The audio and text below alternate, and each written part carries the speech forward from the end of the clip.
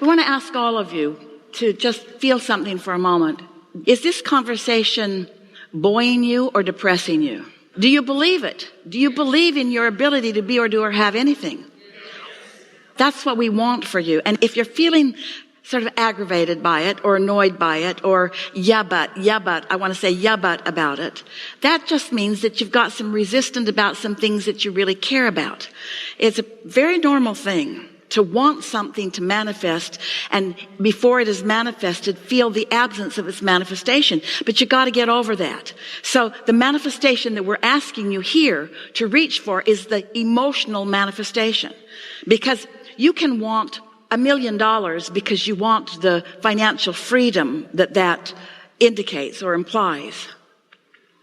And it can be hard for you to build a mental pathway to that $1 million because so far, maybe something very far from that is what you're living. And so that feels hard to you. But if you think about why you want that $1 million, if you think about what it feels like to feel free or what it feels like to just do something on a whim because you want to, if you think about what freedom really feels like and you activate within yourself the emotion of eagerness, that's the work. The eagerness is the manifestation that can be accomplished in less than a minute. While building a mental pathway to the $1 million is not that fast of a pathway. And what we're wanting to convince you of here today is that if you will build the mental pathways to the emotional manifestation, the physical manifestation that matches that will come to you in big clumps of lots and lots and lots of satisfying pieces. Esther said one time she walked through her daughter and son-in-law's house, and she said, I love this architecture. I love this floor plan. It's different. It's different than the other houses in this neighborhood. I love this. And then she walked in, she said, look at that ceiling. Look at that archway. Look at this treatment to this. She spent maybe an hour fascinated with the difference and the beauty of that house and has not thought about it again. And then 4 years later, purchased a house by the same architect without scouring the planet for a house by that architect. You see what we're getting at? You make it so hard because you forget how much help you have. And you have forgotten how worthy you are. You've forgotten that life is supposed to be fun and that you are the creator of your own life experience. And that source energy has your back and that things are changing all the time and that you can get to wherever you want to be. You just got to stop clinging to what is in order to let the new stuff in, you see. Cling to the good stuff. Cling to the good stuff. There's lots of good stuff. We are not meaning to imply that your lives aren't good. We know that they are. But they can be more good. They can be more variety of good and more depth of good and more breadth of good and more feeling of good. Just like there's that feeling of, yeah, that satisfies. Yeah, I like that. And then there's a feeling of, ooh, that's really, really interesting to me. And then there's a feeling of,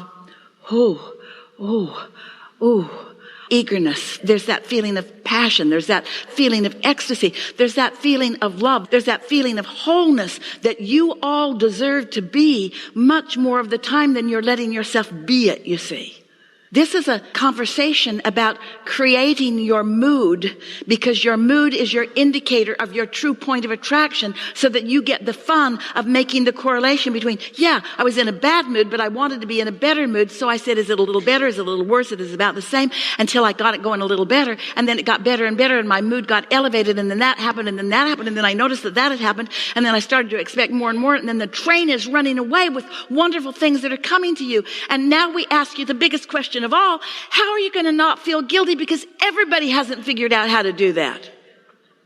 Do you know that's a big reason that you don't let stuff in? If you let it in and you look like you're thriving and others aren't thriving and they give you that look, how dare you thrive in these hard times? How dare you thrive in these hard times? And you say to yourself, if not out loud to them, don't pick that fight either. I was born to thrive. I was born to excel. I was born to feel good. I was born to uplift. I was born to lead. I was born to want more. I was born to allow my capacity to expand. I was born to live forever. I was born to be an eternal being. I am never ending. I'm pure positive energy with all of the ability of the energy that creates worlds at my fingertips. And I came to express that specific power in the direction of my personal interests, which I'm gleaning from this physical time and space. Oh, Abraham, you teach selfishness. Yeah, we do. If you're not selfish enough to find that alignment, then you don't have anything to give anybody anyway. And here's the other big piece to this. When you thrive, you demonstrate through the clarity of your example what everyone at some level knows.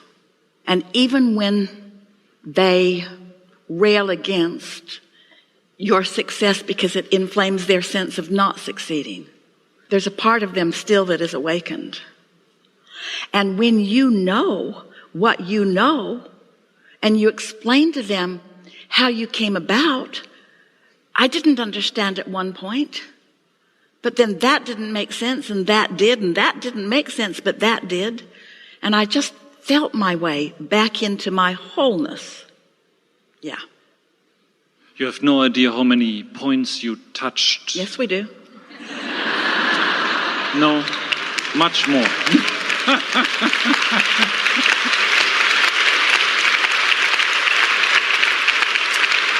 And a lot of you are understanding you don't have to be in the hot seat for us to get to right at what's on your mind too.